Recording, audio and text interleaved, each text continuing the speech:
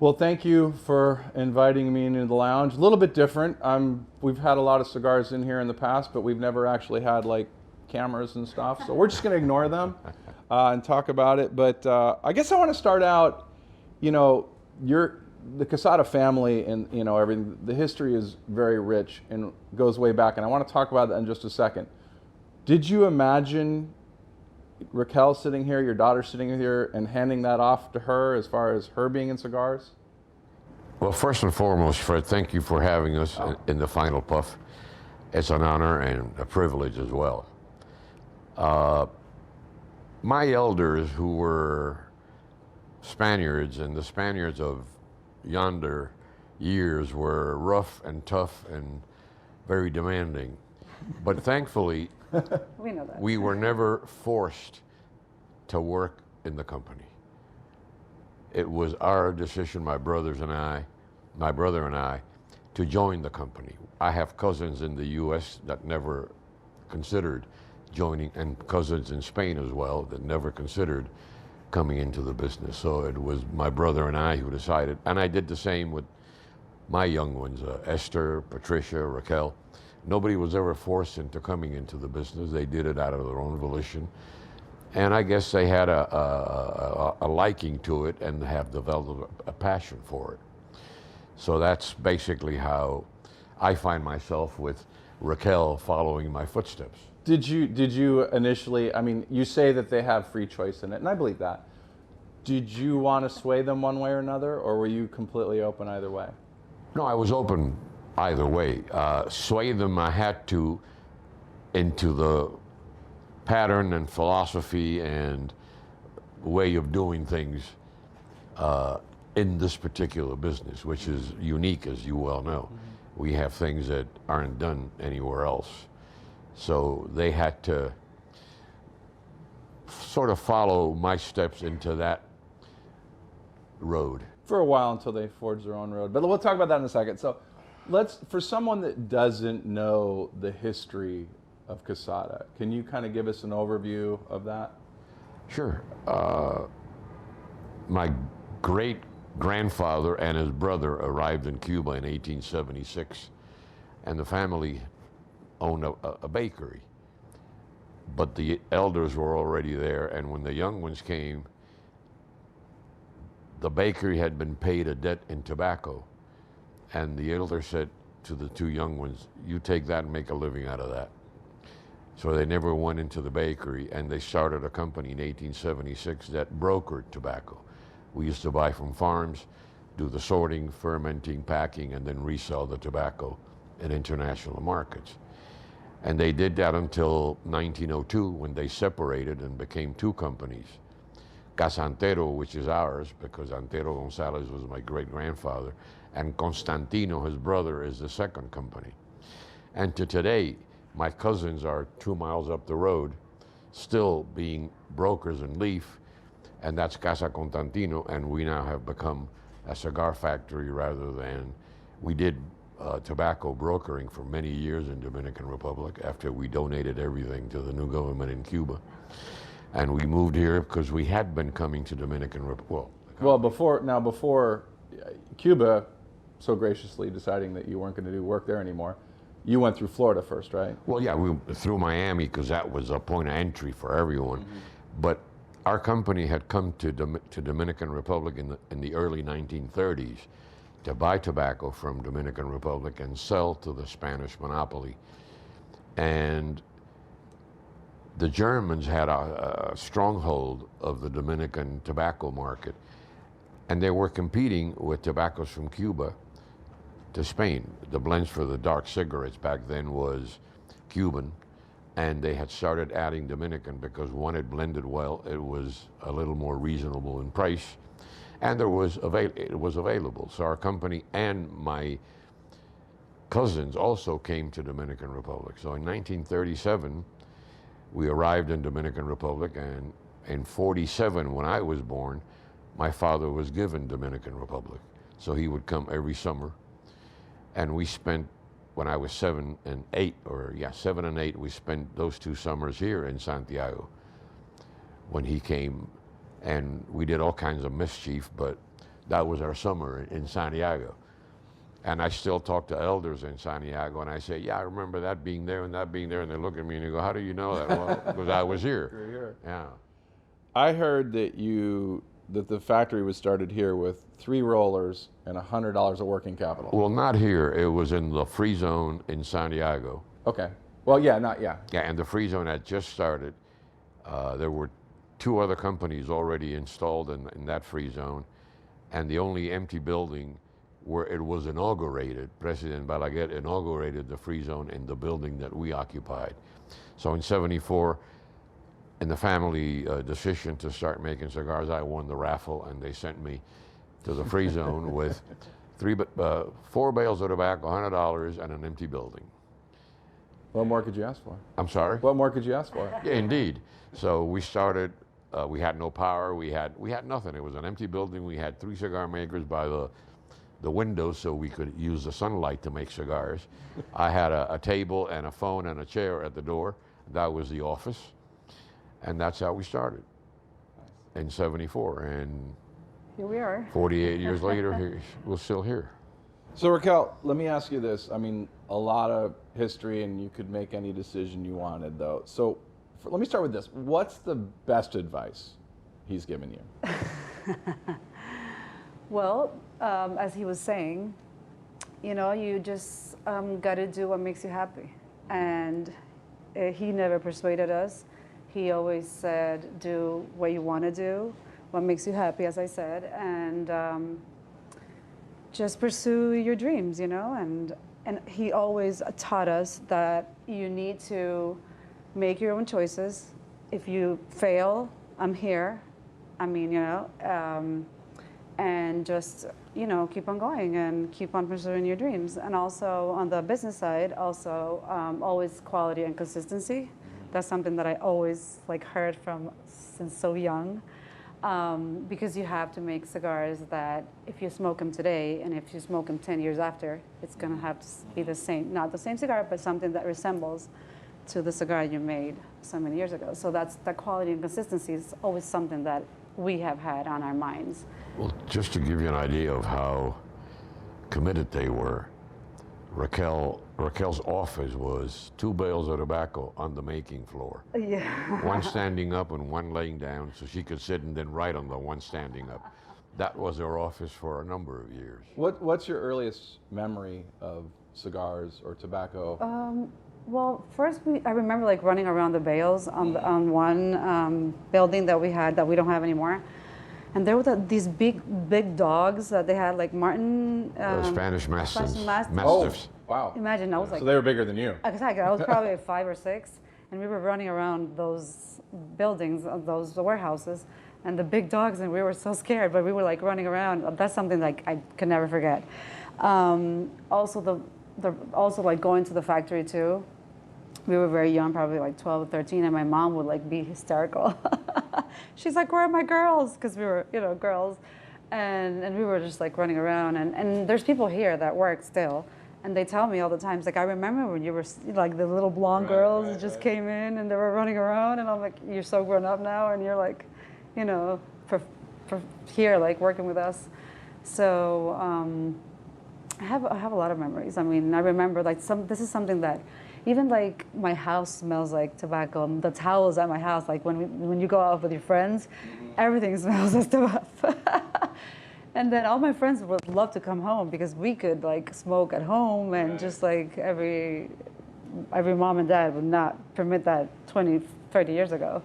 So I always have that memory of the tobacco, the aroma and all that romanticism that this industry has. So you're not the little girl dodging dogs anymore. So let me ask you this. What's the worst advice he's given you? No, I don't think I remember that. Fair enough. No, you know my dad. He's very strict, and everything has to be on the perfect side, So obviously it's a very generational business and keeps going. So have you felt that it's ever a burden being at Quesada, that there's this expectation to live up to, or do you feel differently? Well, at the end, I think it's been a great journey to be at Quesada. Always, people expect things from you. But I think with all the knowledge and the things that my dad has taught us, we have a lot of resources. And with the commitment and the passion that we have, we will make this industry proud. So I think at the end, it's been great.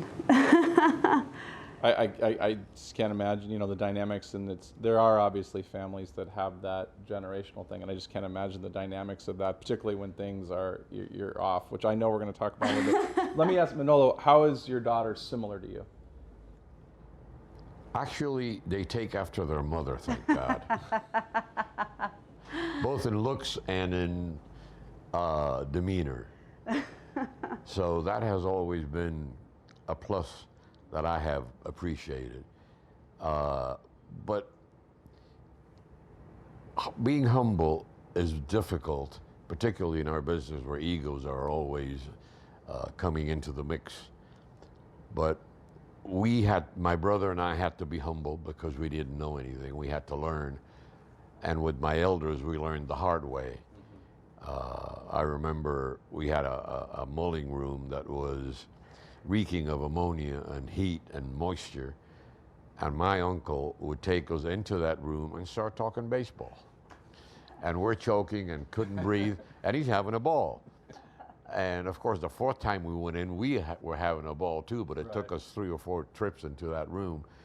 So I did the same thing with my young. I took them all in there and started talking about whatever, you know. That story and just let him choke. It's a deja vu. and find out what comes with the territory. Right.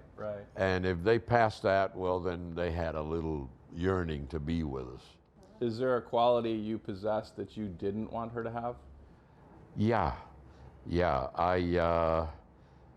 I'm sort of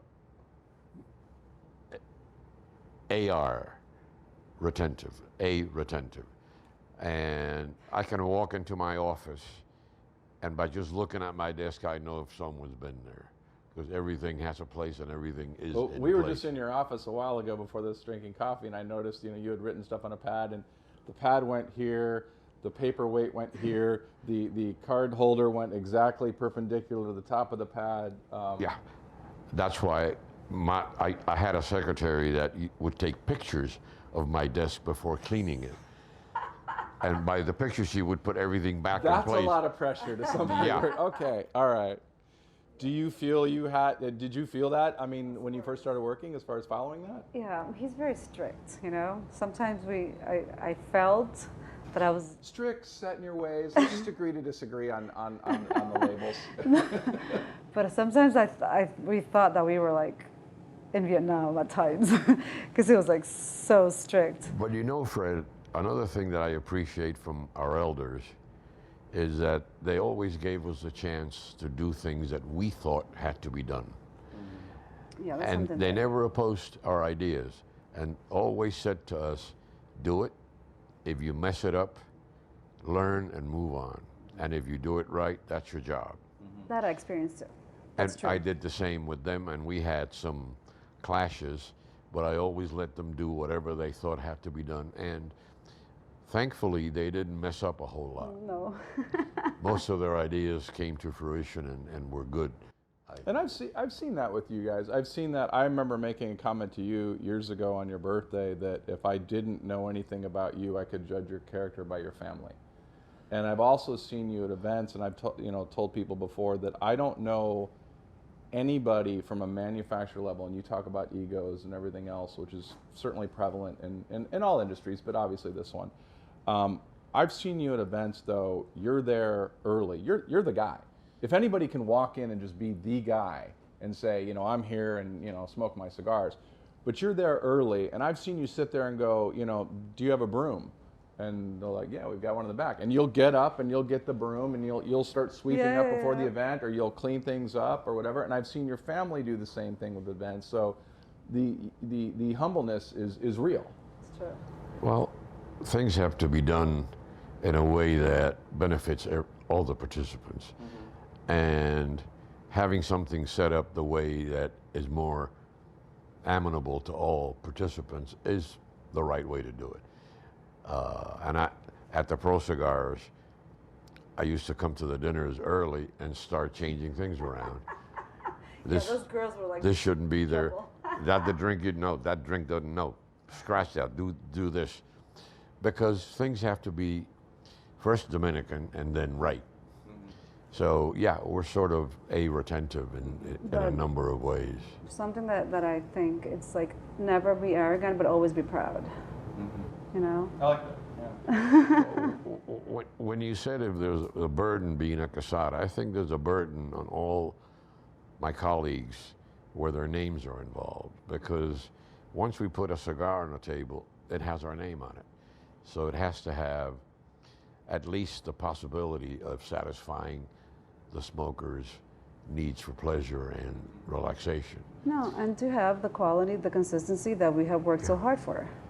I always tell some retailers, particularly in Europe, you know who to call if something goes wrong, and I stand behind the product. With another island in the Caribbean, who do you call? There's no names, there's nobody there. The guy sweeping the floor will answer the phone, and what does that get you? Right. So we have to be conscious of what we're doing and do our utmost to present something that will work and will bring pleasure to whoever spends good money on the product. I mean, as you guys know better than anybody, like, it's all good when it all goes according to plan. Tell me a time where you've had to just make a 180, where you're just going down a road and like you realize that this is not the direction and I have to reverse this. Well, you know, there's different degrees of 180s. There's small 180s, medium, and huge 180s. Small one, like the pad of paper on your desk is askew and you just fix Well, those are minor ones. Those are the littler ones. But for example, when we changed the degree of fermentation and we came to 120 and below, that changed a number of things, because we learned that the tobacco appreciates lower temperatures. It took us longer to ferment the tobacco, so it was a little more expensive, but that was 180 that we did to change the way we fermented the tobacco. Going from wooden molds to plastic, that was a 180 that had to be. And even one. Now, let me ask you, so what was the 180 on going from wood to plastic? Well, there's a thing in our industry, it's called the Cuban ring gauge. And it means that a 50 could be 49 or 51. And the wooden molds react to atmospheric pressures, hot, moist, not as warm, and the molds expand or contract. So that had to be something that had to be looked at very carefully when making cigars with wooden molds. The plastic, when they showed up, didn't have any of these problems. A 50 was a 50 if you made it right. So, but the cigar makers had to be led into this change from the wooden molds to the plastic. One that was even more ridiculous was changing the way we put the glue on the bands on the cigars. Really? Yeah, we had to teach our band placers to have the gum in the hand rather than have the gum in a pot.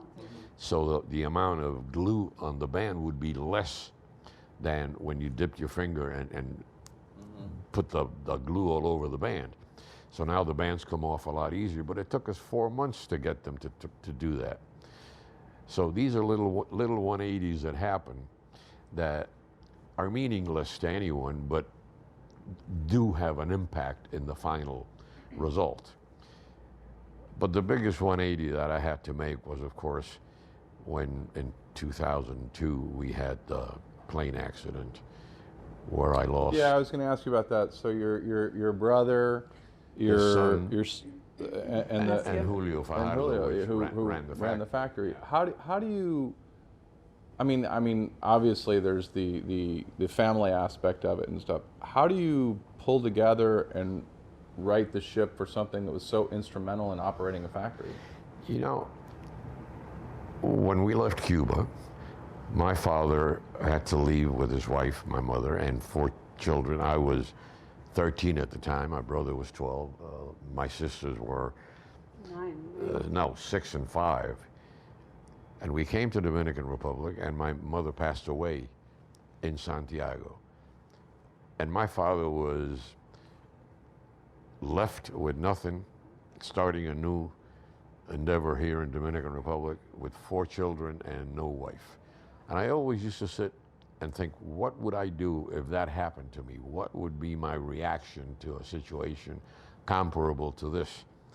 And sure enough, my nightmare came through. And good, bad, or indifferent, I'm still here, and everything is here, and everybody survived. And it was a big 180 because I had now to take care of the whole conglomerate. And left with 3 girls, Esther, Patricia, and Raquel. Yeah.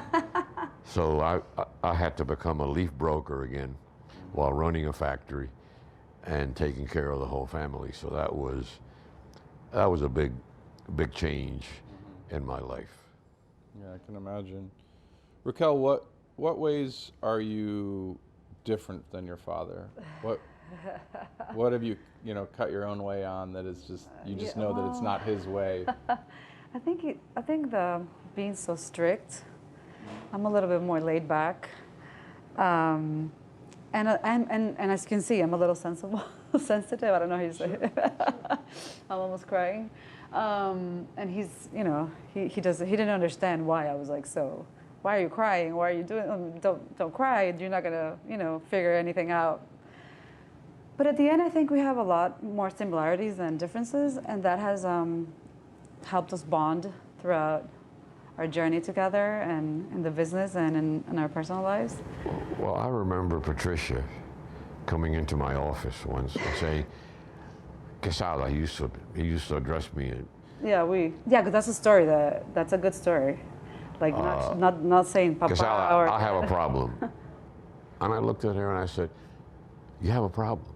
You want to hear mine? Because I got lots more than you, and I assure you they're a lot bigger than yours. So wow, that's tough love. That's don't ever come back love. here and tell me you have a problem. You come to me with solutions to the problem you think you have.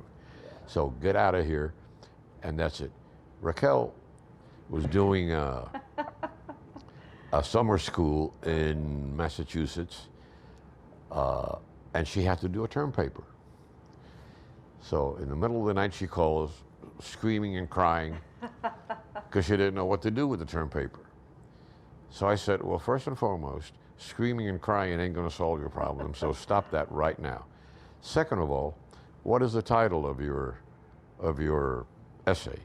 This and that. I said, well, now sit down, look at the title, and start thinking what comes into the title. If you're talking about chocolate chips, what comes into a chocolate chip? Well, chocolate chips, flour, water, eggs. And how do you make a chocolate chip? Well, you bake it and then you... So now you start building, on the title, you start building the story. And then you write your essay. Good night, Rach. And I hung up on her. And that was it. So there you go. There you go. You got that going for you. I remember another one of my young ones coming in and saying, Uncle, I need you to give me how you do your cost sheets. And I go, okay, I'll tell you what we're going to do. You make your cost sheet of this cigar, bring it over, and we'll look at them and compare them. Mm-hmm. I'm not giving it to you. You learn how to do this. And when you have one, we'll talk. That was something from the very beginning. Homeworks in school, like I remember literature. I hated to do poems and stuff like that. Mm-hmm. It's like, okay, you go write it and then you come back. So he's going to make you do it. Then he's going to help you, but he's going to be up on it. So let's talk about the moments where you want to go your own way or have your own your own say in something. The Cubano Limitado. Oh yeah. That you just decided to reblend on your own. This is an established cigar that I mean. Imagine me coming. I used to study abroad, so that was early 2000s when I came back. So he was the one that always told us in a little piece of paper, with a little handwriting. This this binder. This is the fillers and this is the wrapper and everything. And then at the other factory there was speaker that I don't know if you remember that. It was a speaker and he would just call you out of the speaker and the whole factory would know. he's calling you to his office. So that was like Yeah, big- Raquel, 231. Yeah, She knew 231 she had to was call the me. extension, but it was loud. And depending on the tone of the voice, you knew what was going on. Right, either, right. either you were in trouble or not. So he calls me and he goes, "Oh, do this for me, please." And there's a plan. So I leave. And like going, on the way to the Galera, which was a little far away at that time. Yeah. I was like, well, maybe I should like change this and change this. You're changing his blend. Yeah, and because I think that was probably 4 years after, or 3 years after I got in, Yeah. like I came back. So I was like learning, and the general manager that passed away on the accident, he taught me a lot, and I was always with him the whole day. As my father said, I didn't even have an office. So I said, well, maybe change this. Not a lot, just like a little tweak. So I did, and I came back, I put the cigars on the desk, and I leave. I kind of run, literally. And then a few hours or time later, and then the extension 231 like screams out of the speakerphone, and this is like, his voice was like, I'm like, oh shoot, I'm in trouble. So it's like, yeah, it's like, did you change my plan? What did you do to this? I'm like, well, just a little tweak. He's like, well, this is really good. I think we're gonna go with this one. So at the end, the boxes came out saying made by Raquel and Manuel Quesada on a sticker. Does that feel when you got your moment? I think that was like my ticket to success. What's the story I keep hearing that the people in the factory wrote a letter to your dad or wrote a memo to your dad saying, don't send the blonde anymore? Oh, that was one of the suppliers. Is that a supplier? Yeah, because Okay. I used to get in and like mark all my bales that I wanted. Because the thing is, like, sometimes I used to go, I just like decided, and then when they came in, they were not the same bales that I ordered. So I was like, okay, this is changing. I got my Sharpie. I got there and I like. Oh, you marked the bales. All my bales with a Sharpie. So I knew, and I put my initials too, like RQ. So that when the bales came in, I knew that those were the ones exactly I decided I wanted. So he was like, he called me and was like, don't send me the blonde, I'm gonna go bankrupt. So those, we have good stories too. No, you have new things too. Like obviously, social media not a thing when you're around, and maybe that's good. We'll see in a minute here. But you're big on social media. I mean, your Twitter profile is cigars, cigars, and more cigars. Yeah, exactly. I think social media has revolutionized the world and our industry too. Right now, I'm more into Instagram. And I started a page like a year ago, and in a year we have so many good responses and so many followers. It's amazing. Obviously, it's a new generation. It's a new way to talk to consumers and everything. So, what, as you see generationally, changes coming on and stuff like that, how do you look at those? Do you look at them and they're completely foreign to you? Do you look at them as this is going to be tough for me to embrace, but I understand this is where we're going? Same way, generations before you probably looked at you, and I mean. A long time ago, I realized that we're all going to die. So I'm not going to be here forever. So somebody has to pick up when I'm no longer here. And hopefully there'll be a sixth generation to come into the business. We have young ones that are still coming up in school and so on. One of them has been to the farms 2 summers already, so he might decide to show up. And we'll just learn them along the way. Have you ever had a moment where you're like, it may go there, but this isn't happening on my watch? Could be. Could be. I have no idea how much long. I'll be 75 in 40 days, and I'm as surprised as anyone that I'm going to hopefully reach 75. I never thought I would. What advice would you give yourself at age 15? If you could go back in time, what advice would you give yourself? To be a little more patient. With yourself or with others? With both, myself and others. general. Yeah, in general, yeah. I'm seeing a theme here. Yeah, I've tried to control my impatience. Not easy, particularly when things don't go the way they should go. Or the way you think they should go. And sometimes I lose my cool because something hasn't been done the right way. What would you do if there weren't cigars? What would you want to do? What would you have wanted to do? Fred, I have no idea. Watch. Because I started working when I was 13 years old in tobacco. And I remember my father used to give my brother and I a dime in Cuba, in Havana, on a Saturday and say, you take the bus and I'll meet you at the warehouses. So my brother and I would have to walk to the bus stop from home, get on a bus, change buses at a exchange point, get to the bus stop 4 blocks away from the warehouse in Havana, and walk to the warehouse. And as soon as you walked in, the smell of tobacco just hit you. And that was one of my fondest memories of when I was a 9, 10-year-old in Havana. So, yeah, and I expect others to be as resourceful in things that show up. Yeah, that's been clear. Are you a morning person or a night person? I'm a night person. You're a night person. Yeah, yeah.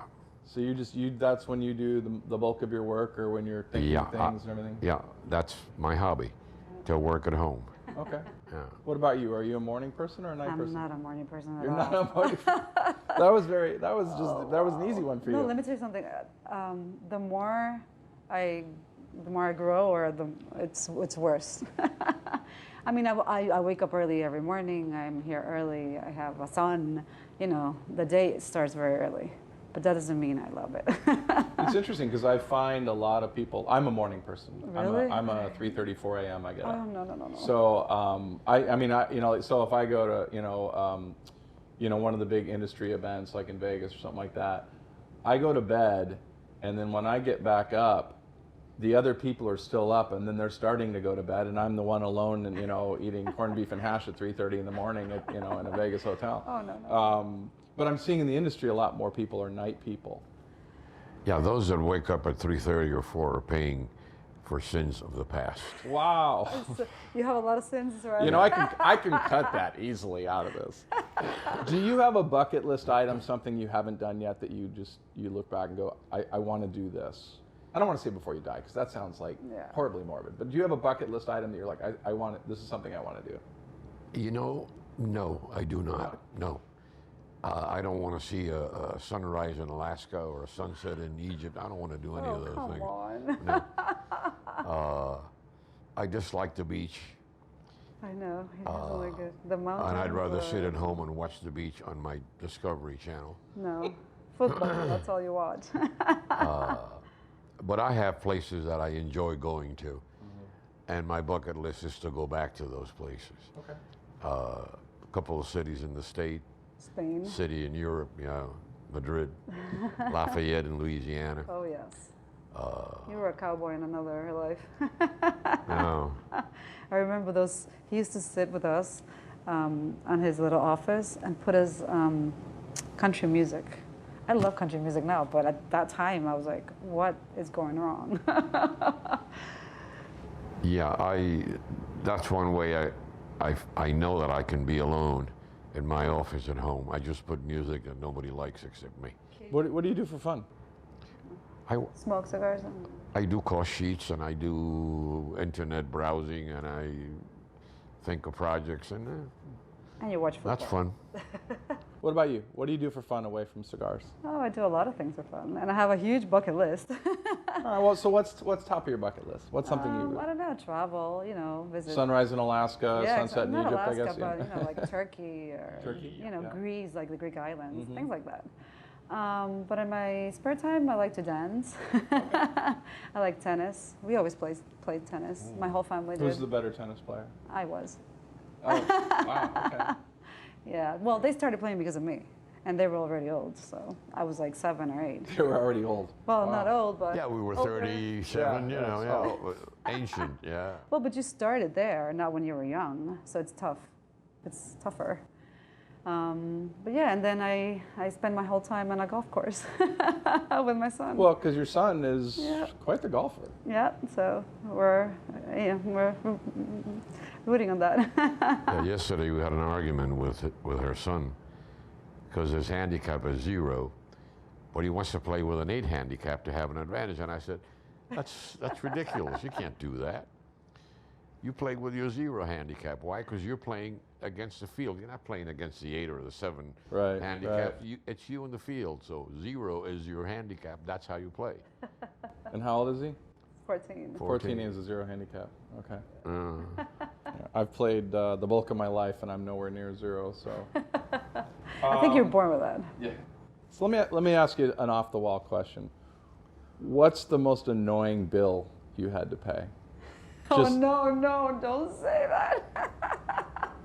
I've had a couple. Anyone you can share? Just and you don't have to name names. Just something in Well, principle I'm that here. that you just had to pay and just.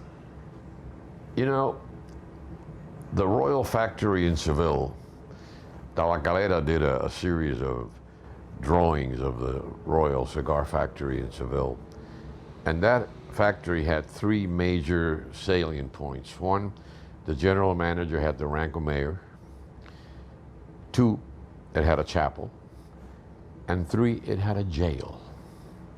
So you, as a general manager and mayor, could put the workers in jail for doing things wrong. I would have been in jail.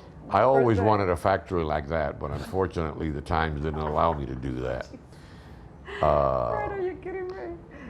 So sometimes, a couple of times I've had to let go of people, and I hated doing it. And I had to pay the severance pay. And that was something that hurt me because these were good people, but unfortunately the situations at the time demanded that. That happened. So getting rid of a couple of people were tough bills to pay. Okay. Do you have a favorite movie? Movie? Yeah. Oh, hell. I have a big list, but one of my tops is The Princess Bride. Princess. Oh, there. yes. there. And what was the other one with the Austrian, the au pair lady, with the songs? Well, Oh, Fair Lady. yeah, from Sound of Music. Oh, the Sound of Music. Oh, well, yeah, and My Fair Lady. Those Sound of are in my Music. top. Those songs we used to like. But The Princess Bride is, I can do I that. don't know how you can't like The Princess Bride. Yeah. I really don't. Yeah. You know. Ask my son and you'll know. And I've been in the pit of despair and the cliffs of insanity many times. How about you? Do you have a favorite movie? Actually, I'm not a TV person. Are you a book person? Not at all either. No. No, I'm more like sports and active, and I'm very I'm not hyperactive, but I'm active. I have a lot of energy. So, I don't know. I don't have a favorite movie. So. What advice would you give to anybody wanting to do tobacco? Not just your family, but anybody wanting to do that. First and foremost, you have to have a liking to it. When I interview people for any sort of position, my first question, other than name and whatever, is, do you have an issue with smoke? And if you have an issue with smoke, this is the end of the interview right here. Because we are a smoking factory. And we have to test product and smoke cigars and smoke production, and we're smoking everywhere all day long. So you have to have a tolerance for smoke and smoking products, cigars in our case. The second one is, and these are, again, very small details, but don't ever wear white because you'll come out brown. Don't ever wear perfume because that Interferes with the goes into the product. So these are little things that, and always keep an open mind because tobacco is fickle and tobacco never behaves the way you think it should behave. So you have to have a very open mind and you have to play and learn how to play with it. I'll never forget a very good friend who passed away from Texas. He was a hog farmer, a politician, a lawyer, and a cigar maker. Married a Venezuelan. And he was stripping tobacco from Connecticut and Puerto Rico. And he came to us when I started the factory and asked me if I could do the stripping of these tobaccos for him, for his factory in Texas. So I said, of course. And I had never dealt with either broadleaf or Puerto Rico. And we started, and the bundles from broadleaf would come after a year in the barns, and they were hard as, they were bricks. Mm-hmm. And there was a gentleman helping this gentleman from Texas who used to work with our company in Cuba, Severiano Gonzalez, a very dear old, and he was helping him, and I called him up and I said, Severiano, what do I do with these bundles? They are hard as, I can't even get the tobacco loose. He said, I'm coming down Monday or whatever day of the week. We'll get to that when I get there. I said, okay. We get there, and tobacco is not a friend of water. Tobacco needs water at specific times and in limited amounts. So he said, stack 10 or 12 bundles against the wall in a rack off the floor. I do, and he says, get me a hose. And I look at him and I go, a hose? And he says, yeah, a hose. He gets the hose, open it up, and he starts pouring water down these bundles. And I'm horrified looking at this guy. And I'm, what are you doing, Severiano? And he says, don't worry. We leave, come back the next morning, and the bundles would open like flowers blossoming. And I looked at him and I said, well, I'll be a son of a gun. Mm-hmm. Then we're changing bulks of the Puerto Rican tobacco, and I said, Severiano, this smells like horse piss. Forgive my French. I don't think that's French, but okay. And he says, Manolito, because they always use, the elders use the diminutive, Manolito. Says, that's how Puerto Rican tobacco has to smell in fermentation. If it doesn't smell like horse piss, you're doing it wrong. And that's not in the brochure, but okay. I go, hello. So these are things that you have to have an open mind. Right. Because if you don't, then you're never going to play with tobacco. So what blend that you can think of, and obviously, it's like picking a favorite child. You're not allowed to pick a favorite child, but you really do have a favorite. You have a blend that is near and dear to you, but what blend just absolutely drove you nuts, that you were happy with the outcome, that just was just... Well, the first Quesada that we ever made was the 35th anniversary. Oh, yeah. And the young ones, Esther, Raquel, Patricia, Blondie, Ostos, they decided we were going to come out with a Quesada 35th. So I said, I'll make the blend. And they all looked at me and says, no. We're going to make the blend. I go, okay, so how about we make two blends? I make mine and you make yours, and then we'll see what happens. So my blend got called the Mune. Mune is a Dominican chocolate of, popular consumption. Sure. And their blend was called Godiva. So I'm looking at him and I say, okay, so I'm the underdog here. Okay. So we make the blends and we come to the conference table and we're smoking. And Patricia pulls out a sign that says, Godiva rules. So I said, okay, I'm beat. It's your blend. So we made 1,000 boxes to take to Vegas to an IPCPR, RTDA, whatever they were called back then. And I was scared to no end. I thought we were going to smoke the 1,000 boxes over the years. Mm-hmm. So I went down to the floor trembling. And they sold 1,000 boxes in a half hour. Mm-hmm. So they were gone. As soon as we opened the floor, the 1,000 boxes were gone. I was very happy, but I was floored. And that was one of the lessons that I learned. Because, again,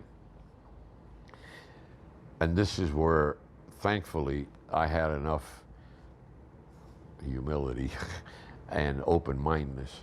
When I started smoking with all the young ones, they would start saying, well, I'm getting fruit, I'm getting leather, I'm getting wood, I'm getting plums and apples, and I'm sitting there saying, what in the good God bless are you smoking? Because I sure as hell ain't smoking. Because our palates were more unidirectional and narrow, because when I grew up, we had 3 cereals, three diet sodas, 3 TV channels, and that was it. These grew up in a generation were mixing flavors, banana and apples, strawberries and kiwi, and their palates had a wider spectrum to recognize all these different intakes to the palate. And it took me to sit down and say, yes, they are right. So I had to sit and teach myself to open my palate and start recognizing all these things rather than saying it's round, it's tobacco, it's great, it doesn't have anything that's untoward to smoking. I had to widen my spectrum of answers to what a cigar could do for you, and I learned that from the young ones. How is your approach to blending different than your father's, or is it? Well, I would say it is different because, as he was saying, we have totally different palates, and obviously he has his tastes. I have mine. I'm more into the sweet taste, and so I would say yes. It's a little different, but we narrowed to the same path at the end, and we complement each other, so that's good. Because you're now going to be, as the next generation, you know, the challenge, and we've talked about it before, when it comes down to reblending. You know, you have established lines that everybody loves the cigars, and the challenge to reblend when you're starting to run out of a tobacco, and you have that period of time where, and everybody's a little bit different, but typically a lot of times you slowly incorporate a change so that when you successfully get done at the end, you because of that palate that you have that's different, I imagine that might be slightly easier for you. Yeah, it might be. The market has changed too. How so? Well, it's the younger generation that is coming and learning and wants to know a lot of things that maybe in the past it wasn't like that. They're very detailed and they want to know a lot of things, and you know, the seeds and where they come from. So it's challenging, and you have to keep going with what the market tells you and wants. Well, but also we are facing cigar smokers that are a lot more informed than ever. When I started 48 years ago, cigar smokers didn't know anything about cigars. Right. And they would smoke one size, one brand, one wrapper forever and ever. That was it. And if they couldn't find it, they'd go store by store to find that box of cigars that they wanted. So adventurers was not the gist of the market back then. Well, they're more like wine drinkers now. They're like, well, what have I had? What am I in the mood for? What did I eat? You know, the pairings. Yeah. I mean, now it's crazy. You compare with coffee or whiskeys or bourbons. And also palates have evolved over the years. And a gentleman that started smoking 20 years ago, his palate isn't anywhere near what it was 20 years ago. So it demands a little more intensity, a little more presence in the palate to feel the different sensations. So we have had to sort of bring the blends up a notch to bring that intensity to the palate so the smoker realizes that, yes, this is what I'm looking for. Nothing to overpower you because that would be meaningless, but enough intensity to allow you to feel that you're smoking a cigar that has a little presence in the palate, and that gives you a chance to have all the different regions in the palate play together and find the plums and the lemons and the grapes and the chocolate. Yeah, I still don't taste those, but okay. Well, but we have to remember that this is a virtual feel. You're not really tasting tobacco. Sure, it's your brain interpreting something from your childhood or whatever that it gets. Yeah. You get but you get a sweet and bitter taste. Goes to the brain and says sweet and bitter chocolate. Comes out, yeah, it reminds me of chocolate, but there is no chocolate involved because we don't put chocolate in the cigar. Exactly. Or espresso, or again, fruits, dry fruits, acidity, all these things play, and your brain sort of translates for you, and you get the virtual feel, and that's when you say, this reminds me of this and that, or that. And that's where the experience explodes in your palate. We've talked before about, you know, the new new way of blending versus an old way, which is how you handle different sizes. How do you blend just straight up percentage, which a lot of we call it the lazy way, which is basically take whatever percentage you do on the one you blend, which is 5 by 50 or something, and go, well, these are the percentages, put it across all the cigars. But in reality, every cigar becomes different at that point, versus blending, tweaking every size. 40 years ago, we used to blend in the 43 ring gauge because the thickest cigar we used to make was a 48. So from 43 to 48, it was easy to go. And from 43 to 38, it was easy to go down. But as the 48s became and crossed the 50 boundary, the 43 started going away from these ring gauges. So we had to, I don't know how many years ago, we went to the 50 ring gauge because we were no longer making Panatellas and Superfinos and Largo Delgados. We weren't making 38s and 40s anymore. So now we went to the 50 to go to the 43 and 44 and 46 and 48, and go to the 52, 54, 56, 58. 65. So 50 now became the benchmark because it was easy to go. But yes, as you say, when you go from a 50 to a 58, the percentages are there, but you have to tweak. Otherwise, some tobacco may have more impact in the blend, and that takes away what the blend gives you. So you have to tweak both ways, down and up, to make the cigars stay within the pitcher's mound rather than go to left field or right field. And then the cigar smoker is going up and down and saying, what's going on here? So if you're within the pitcher's mound, you're good, because there will be some subtle differences because of the ring gauges, but they will be in the general ballpark of the blend. All things being equal, do you have a favorite size? Yes. Yes, sir. I know you do. It's a question I'm knowing the answer to. It's rhetorical, but go ahead. Well, I have two. The Bellicoso I love because it's a great mouthpiece with a thick ring gauge at the end, at the tuck end. And 6 3/4 by 48 is another one. Those two are my go-to sizes. What about you? Lanceros. Lanceros. Oh, I love Lanceros. And then Robustos are also. And Toros. I can do Toros. I can't do 65s or 60s. Oh, yeah. It's funny because, anybody that's been on this side that has made cigars and blends and stuff, we love Lanceros. I love Lanceros. It just does not sell. I don't know if it's a, since the audience is predominantly men, it's nice to see a lot more women smokers in there. But men look at it and go, well, either A, it's too feminine looking, or B, well, for 50 cents more, I can get it in Corona or something like that. But it's funny because you're starting to see, and I think this is a lot to what you're saying about social media, you're starting to see these guys, during COVID, everybody was in Zoom and chat rooms. You're starting to see more of them have Lanceros. Lanceros, yeah. Well, Lanceros is a very finicky cigar. It's a sipping cigar. It's not a gulping cigar. And it's feminine in the way that you have to take very, very good care of it while you're smoking it. A 50 ring gauge or a 48 or a 52, you can be a little more careless because the cigar will continue to perform. But the Lancero, if you don't pay attention to it, it will go out on you. Yeah. And if you gulp it, then it gets a little hot.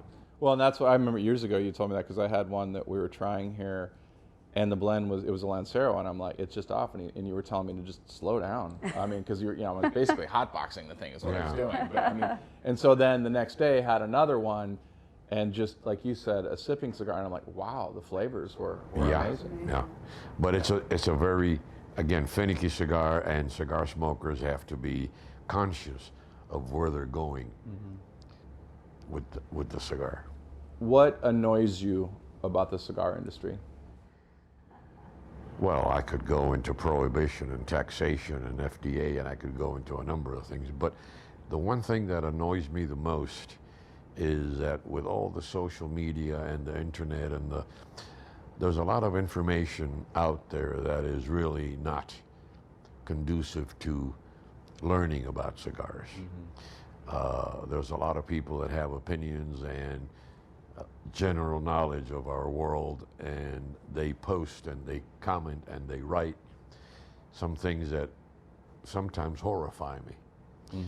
And unfortunately, the internet has become the word of God that was the newspapers 50 years ago. If it's on the internet, it's true. And sometimes when you do events and you find people that have brought with them all this information that is not really kosher, if you want to use a word, sometimes you have to be very careful how you approach these individuals, because again, don't bother me with the facts, my mind's made up, this is how it is. And in more than one occasion, I have been given lessons about how to make cigars.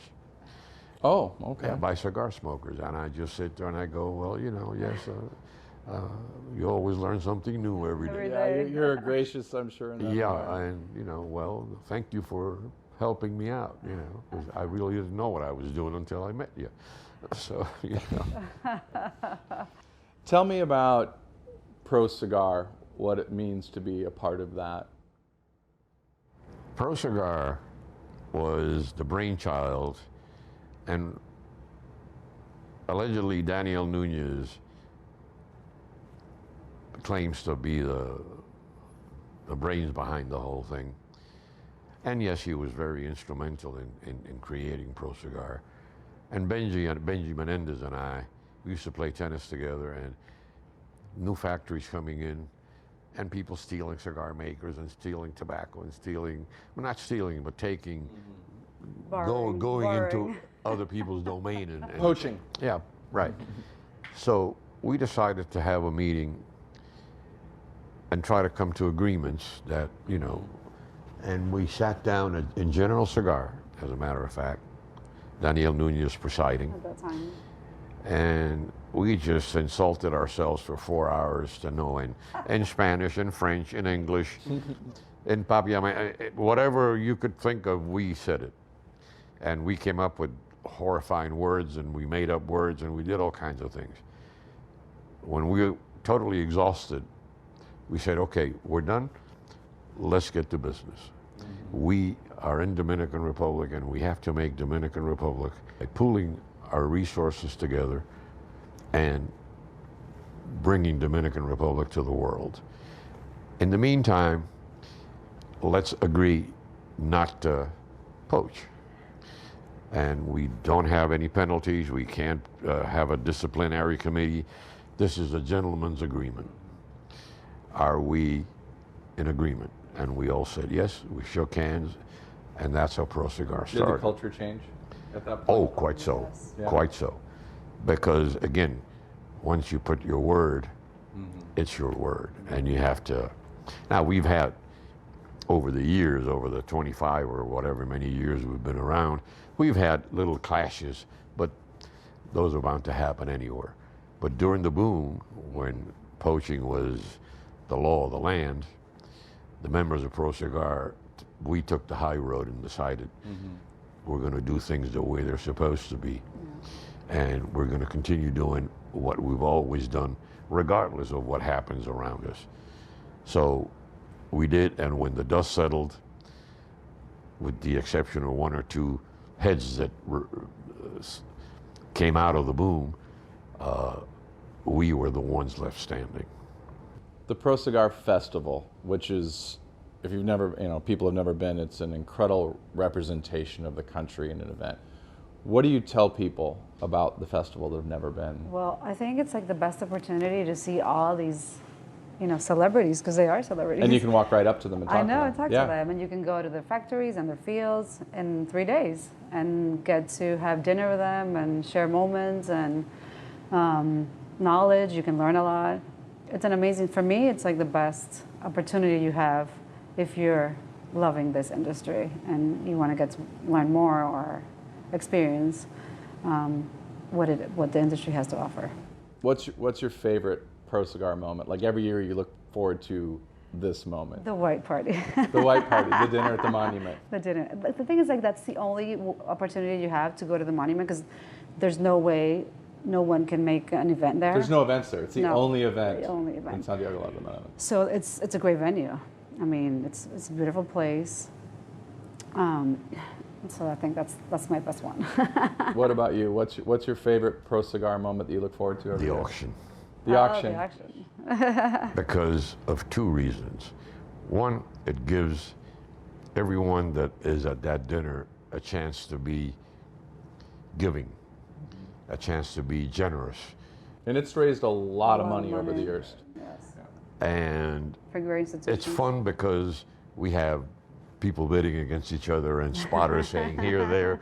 And with It's a real auction. the addition of Michael Herklotz to the auction, because I used to be alone for many years, and I'm sort of a curmudgeon myself. I'm not that happy-go-lucky like Michael is, and Michael brought a new dynamic into the auction. But also, other than giving the people a chance to be generous and socially conscious of the situations in the world, but mostly in Santiago, the profit, the money that we generate at the auction goes to a group that deals with young kids of lesser means and with the elders of Santiago of lesser means as well. So we're looking at both ends of the spectrum of life and helping those that are at the end of theirs make it a little better, and those that are coming up also to solve their problems and have a full life. So the auction to me is really the thing that I look forward to in Pro Cigar. Again, Pro Cigar has many great moments where you get to see a lot of people. Pick one. Yeah. You get to see a lot of people, you talk, you exchange ideas, you exchange experiences, you learn about how Dominican Republic and the food and the way we do things, and we bring Dominican Republic to the forefront so everybody can have a good time in Dominican Republic, smoke cigars to no end. Are you going to be donating your mustache and your beer this year? We did that once. We did have a year where Hochi, I think, won it and got to shave you right Yeah, on stage. yeah. I was so scared. Yeah. Well, I had long hair then. I was glad that I was not up for auction for to cut that, my yeah. hair. So, well, I want to thank both of you. I've known both of you a long time, and thank you for sitting down and allowing me to share just a little bit of what I've Thank you. enjoyed over the years of conversation with you and share it with some other ones. So thank you very much. Thank you, Fred. It's Well, been thank you, great. Fred. Hopefully we didn't disappoint. No, never. And always a pleasure to have you with us. Thank you. You're part Thank of the you. family. Oh, thank Yes, you very indeed. much. Yes, indeed.